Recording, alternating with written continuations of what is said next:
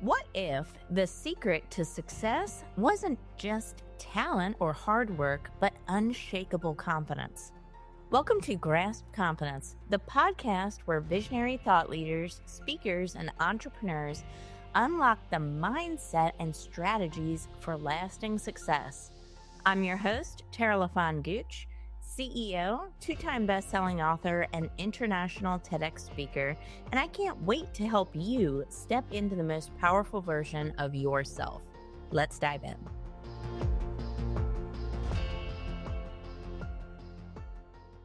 Confidence isn't just about what we think or even what we do. It's also how we fuel our bodies, transform our lifestyles, and step into the best versions of ourselves. Today's guest knows this firsthand. Robyn Engelson is a best-selling author, autoimmune specialist, nutrition educator, lifestyle transformer, keynote speaker, and host of the top-rated Robyn Engelson Podcast. She's on a mission to help people around the world break free from exhaustion, retrain their mindsets, and embody the healthiest, most vibrant versions of themselves. With her expertise, Robyn empowers others to become models of positive change, moving from depleted to energized, from surviving to truly thriving. Robyn, welcome to the show. Thank you so much, Tara. I'm happy to be here. Absolutely. So, I know that you went through a big change in your life. You were diagnosed with Hashimoto's and hypothyroidism. Isn't that right? That's correct. Yes. Well, this is, something that a lot of people, especially in the United States, are going through right now. And, maybe it's not even Hashimoto's, maybe it's something else. There's so many disorders and problems and diseases. I mean, everywhere I look, I hear of something else, one day to the next. So it seems like there's a lot of issues out there with health, don't you think? Absolutely. It's interesting that you say that because it used to be about 20 years ago, 80% of women were diagnosed with autoimmune disease. Now it's 90%, right? It used to be 1 in 20. Now it's 1 in 5. So the stats are increasing. And, what's the reason for that? Why are we all getting sicker and sicker over time? Well, I mean, I know one is lifestyle, right? We're not moving as much as possible. We're eating really bad stuff. Like, I think about that a lot. I think about my grandparents, right? And I grew up, it was fortunate or unfortunate, however you want to look at it. We grew a lot of our own food. So everything was farm to table. And I just kind of thought that was the norm. Until I would go to my friend's house and there'd be processed food everywhere, right? Sure. So it's like something I took for granted for a long time. It was one of the benefits of just growing up poor, I guess. We had to hang our own stuff. So it's really important, I think, because I think we've gotten away from our roots in a lot of ways, but especially in the nutrition and lifestyle front, even from just our grandparents' generation. I think that's very true. And, I remember my grandparents being super healthy, just buying regular food. There was no such thing as organic because our food didn't have pesticides on it, didn't have all the other junk on it, right? We didn't have to spend more money to get somewhat decent food that's still going to make us sick, right? So it was very different and it was just more wholesome foods. We cooked a lot more. We didn't eat out as much, right? And now it's, people eat out all the time. Food is not healthy, or the bigger problem I feel, Tara, is that people do not have nutrition education. So when they go out, they don't know what to eat that's going to serve their body. So they get the pizza, right? They get the chicken parm and the pasta, right? And I'm not saying there's anything wrong with that, but it's in moderation in conjunction with a side salad or a side vegetable that's steamed without butter on it, right? So I think there's a difference in how we're living now, to your point of the lifestyle, and really understanding nutrition and understanding how to fuel our body so we don't get sick and we don't feel bad. Yeah. So tell us a little bit about your journey specifically, right? Because we know this is an issue right now. Again, a lot of Americans are, facing this dilemma. Where do I even start? So I think hearing your story would help a lot of people out there who are feeling drained, exhausted, not energized, and are probably looking for ways to get more energy, get more health, but maybe even in the wrong places. So take us back a little bit. When you were diagnosed with Hashimoto's, where were you? What was your headspace like? Mm. Yeah, so I'm not the average or the norm, if you will, right? And I'm going to walk you through that and the reasons why and how it will help your listeners right now. So I was trying to get pregnant with my second child and I couldn't. I went to an infertility specialist. I got an enormous amount of blood work done.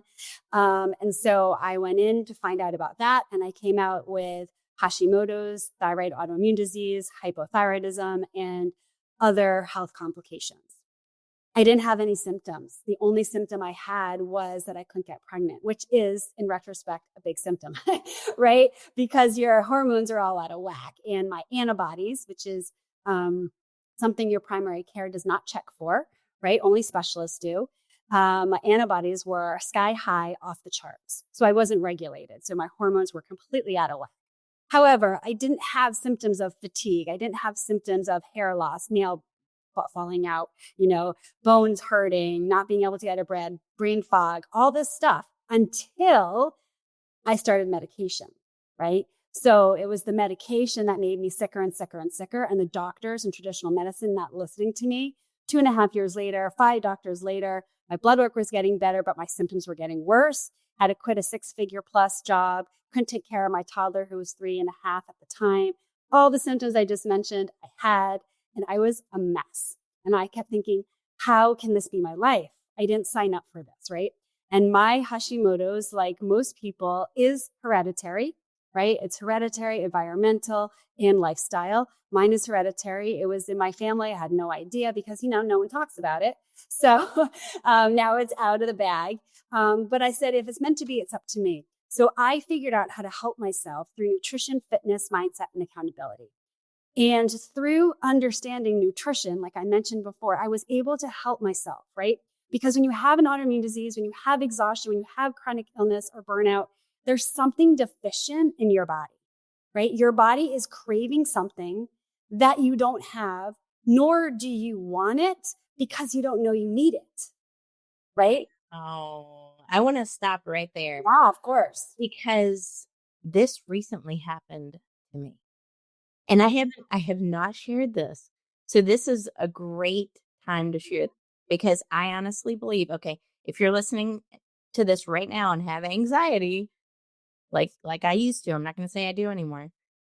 I need you to write this down. I recently took a combination of vitamin D3 and magnesium, changed my life completely. I went from having like ruminating thoughts, constantly stressed, constantly on the edge, right? Feeling on the edge, to taking, and it was accidental. I didn't even know to look this up, right? But I knew I needed to take vitamin D3, and then I started taking magnesium for a different reason. But the combination, it turns out, together actually does help with anxiety. So, if obviously consult your medical doctor, right? But it worked for me. So you're right. It was a deficiency in my body I didn't even know I had. It was crazy, and it changed my life, honestly. I believe it. And most people have no idea, right? And so when I figured things out like what you're talking about, I was deficient in vitamin D, magnesium, zinc, DHEA. There's so many. I also found functional medicine. When functional medicine, they look at your whole body as a whole, not individual parts, right? Like traditional medicine does. And they actually listened to me and were treating me on how I felt versus what my blood work was. And that's a really key point, Tara, right? Because a lot of times people go to the doctor asking for answers, but you can't ask a doctor for nutrition advice. They don't have the training. They literally, I remember talking to one doctor as I asked specifically, and they said they had one class on nutrition, their entire 8 years of training. So, think about that for a second, right? So, in functional medicine, they look at your whole body and they can help you with the deficiencies like what you're talking about. They can do the blood work to see where the deficiencies are, because a lot of times medication doesn't work because you're deficient in certain areas of your body with different supplementation and nutrients and whatnot. And you can supplement with food as well, but sometimes we do need additional natural supplementation in order to get to the level that we need in order to feel good and overcome the anxiety, the exhaustion, the burnout, all of that. Well, you're right. And, to your point, the food in our grocery store, and I'm not placing a lot, blame here, but I'm just saying that what's on the shelf doesn't carry a lot of nutritional value. When vegetables and fruit, when you see them and you buy them off of the shelf, they're automatically, as soon as you take it off of the vine or off of the tree or off of whatever, it's losing a certain percentage of nutritional value over time, right? Yes. And who knows how long something is sitting there? It could be sitting there for a week or two, and it may still look right. You know what I'm talking about. It totally does. But have any nutritional value to it, and you're like, what did I even just eat? It's so true. It's so true, right? And that's the healthy stuff in the grocery store, right? The healthy food. Never mind the stuff that's on the inside of the grocery store. They say stay on the perimeter. Don't go in. Just don't do it, right? Because that's where all the bad stuff is. And honestly, I was at the grocery yesterday, and it's mind-boggling to me when this one lady and I, we kept following each other, not on purpose. We were just on the same path, right, with our grocery list. And I looked at her in one aisle and I said, we're on the same path today. So we kept bumping into each other. And I grabbed for something, a healthier, frozen gluten-free bread, because that's what I choose to eat because it serves me and makes me feel good with my body. And she chose this other Texas toast. I don't know. It just wasn't healthy. I didn't say anything. She looked at me. She's like, oh yeah, you're going for the healthy stuff. I'm going for the stuff that tastes good. And I just kind of looked at her and smiled. Like, you can't even respond to that, right? That's just ignorance. And then I'm thinking, well, good luck feeling good later, because you're not going to feel good, but it's not your fault, right? You just don't understand the nutrients that you need to put in your body. It's so key. And, going back to, confidence in all of this, what is, somebody may be listening to this right now and say, okay, Tara, I tune into this show every week because I'm trying to learn how to be my most confident version of myself, the best version of myself. And they're saying, okay, I've heard this before, but what does this have to do with me improving? And you know what, guys? I would challenge anybody that if you do any improvement, whether it's eating better, drinking more water, exercising more, meditating instead of consuming content mindlessly and scrolling on social media, if you replace any of those things with a good habit, you're going to increase your confidence, right? You're going to feel better. And confidence is very much an inside game. So yes, it is psychological. We know that, right? But it's also, when you put food into your body that is nourishing your body and supporting your body, it makes you feel more confident because you're making even just that choice that's better for you. And then one leads to the next. And then all of a sudden your mindset starts improving. All of a sudden you're moving your body more. All of a sudden, maybe it's sometime later, you're speaking up at a board meeting and you've never done that. One good habit deserves another, don't you think? I totally agree with you, Tara. And one of the best things I ever did in overcoming my exhaustion with Hashimoto's was change my mindset as a model of positive change. And it increased my confidence. You're absolutely right. When you start fueling your body with the proper foods, get movement in every day, and change your mindset with accountability that holds you to what you want to do and what you say you need, then you're going to feel better, which increases your confidence, right? And when you're confident, you're happy. When you're happy, you're joyful. And when you're joyful, you're doing stuff in purpose every single day, right? And it's the small daily wins that get us to the bigger goal. And without changing my mindset, I wouldn't be here today, right? And a lot of work that I do with businesswomen is changing their mindset and their perspective and how they feel, because that will increase their confidence. And to your point, speak up at the board meeting, right? Maybe that's how they're going to get their next promotion. Maybe that's how they're going to get their dream job. Maybe that's just how they're going to connect better with their spouse or their kids, right? And so confidence plays such an important role, and it starts with our mindset. Oh gosh. When I was going through my journey, which is almost 3 years ago now, it's hard to believe. Yeah, 3 years ago next week.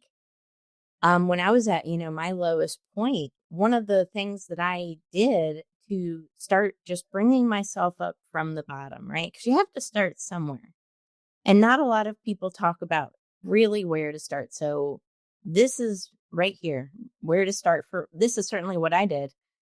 I started with small habits and I stacked them. So it was starting with my food, really. And then I disconnected from, any type of thing that was distracting me. So I stopped watching TV and news, things that were like negative influences. Yep.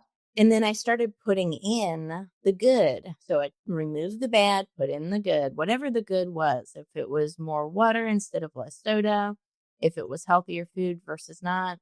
And then I also started moving my body at the same time.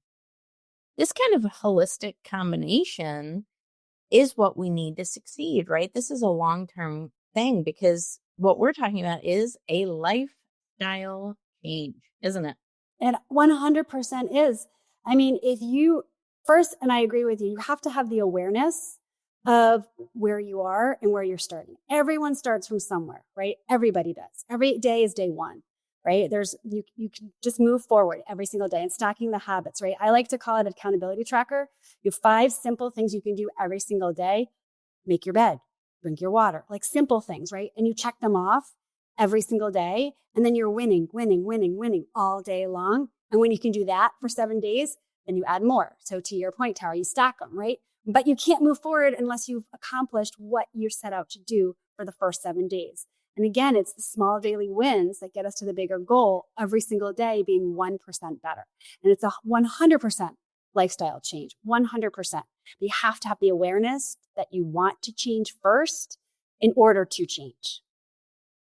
That's right. And I always tell people you can't manage what you can't measure. So you got to write this down. You've got to document it. You've got to call it out and call it like it is. And then you have small habits that, build on themselves, really. If you're an entrepreneur, I was talking to somebody on a coaching session yesterday. She's really struggling with growing her business because of a lack of confidence. Okay, so we worked through that. And I gave her one small habit that she can do every single day to stack to make herself accountable and build confidence at the same time while growing her business. So this one simple habit was organize all of your leads, right? All of the people that are interested in buying from you. She's terrified to pick up the phone. So I said, well, one person today. Then be done. And you know what? Celebrate calling that one person. Celebrate it. Absolutely. Worry about it for the rest of the day. Tomorrow, guess what? You're going to follow up with that one if they didn't call back. And then you're going to call one more. And you know what? Those habits stack on top of each other. All of a sudden, you're running a 7-figure business because you're wholly accountable to your goals. 100%. You have to be able to hold yourself accountable with measurement, 100%, right? And I believe working with a coach allows you to work with somebody that can hold you accountable because they're 1 or 2 steps ahead of where you want to be because they've already done what you've done, right? I wouldn't be here today if I didn't invest in my coaching, right? And, I think all good coaches have a coach. All successful people have mentors and or coaches to help them and guide them to where they want to be, right? You don't have to do it alone. You just have to choose to move forward. And I think that's the key. That's the key. And that's the key with everything in life. But it's important for everybody who's listening right now. There is no short-term solution for this. I wish I could say, just take this pill, Robyn. You'll feel better. Just wave this magic wand. But you know what?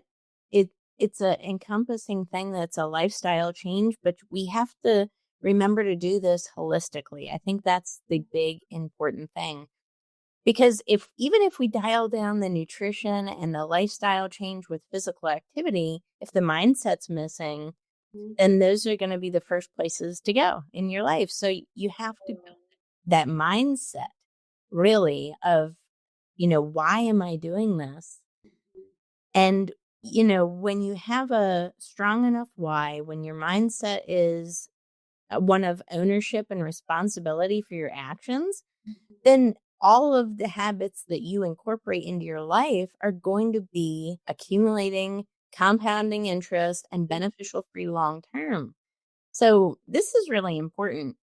But I would like to get your advice out there, because there's somebody out there saying, hey, Robyn, this sounds awesome. Where do I even get started? What would you say to the person listening to this right now who says, I'm exhausted when I wake up, Robyn? What am I supposed to do? The first thing you're going to do is you're going to say 5, 4, 3, 2, 1 and wake up. And you're going to say, I am blessed to be awake. Thank you for allowing me to have another day, right? Because tomorrow's not given, right? Today is, you get to live in the now, right? So just acknowledge and celebrate yourself right now, right? And that 5, 4, 3, 2, 1, that's from Mel Robbins. She has a book on that, and it's really amazing what you can do when you make that decision. So when you're completely exhausted and the world feels like it's tumbling down on you and you're thinking, why me? Why is this happening to me? It's not fair. And you're so angry. I get it. I've been there. I know exactly how you feel. I felt the exact same way. And what I did was I made a decision, one decision every morning, to get out of bed and be who I am and who I can be for my son, for my spouse, for my family, but really for me, right? There were days when I didn't get out of bed, yes. But when I changed my mindset as a model of positive change by doing the work, right? It doesn't happen overnight, like what you said, Tara, right? But when you make the decision to overcome your exhaustion, just get out of bed. That's a huge accomplishment. And then celebrate that, right? Celebrate that. Maybe it's go watch your favorite show. Maybe it's go sit outside in the sunshine, right? Maybe it's whatever works for you. Maybe it's 5 minutes of meditation, right? But just get out of bed, because your life is worth it and you deserve better. Absolutely. I like to think of confidence as our birthright. It's not something that is granted to a few chosen out there, right? You are chosen. If you're hearing this, you're chosen. You deserve to be confident. Period. Dot. End of sentence. So it's about making that choice first thing before there's any choices and decisions to make. The first thing is just get out of bed. Make the most out of your day. Light a fire under yourself if you have to. What is it that is going to get you catapulted into the next level of you? And it starts with a simple choice. So I encourage everybody today, connect with Robyn, learn more about her story, her work. And if you're feeling this way, if you're feeling, when I wake up in the morning, because I remember what that was like, that I couldn't get out of bed. I want you to listen to this episode and take one positive action today that you can transform your life with. Robyn, what is the best place for everyone to get a hold of you and learn more about you? Absolutely. So LinkedIn and my website, it's just at Robyn Engelson, Robyn with a Y, and then it's Engelson. Send me a message. Don't be afraid to talk to me, right? The biggest gift I ever gave myself was to reach out to someone who had what I wanted, and she changed the trajectory of my life. Wow. I love that. Well, you're just like me, because I have similar stories, right? Absolutely. The power is real. Don't let self-doubt get in your way, folks. You never know who wants to help you, who's just waiting to help you. Honestly, that's how it works. So, Robyn, thank you so much for being an amazing guest on this show. Thank you for everyone who tuned into this episode, guys. Don't forget to subscribe, like, share, and leave a review so we can keep growing. Until next time, we'll see you.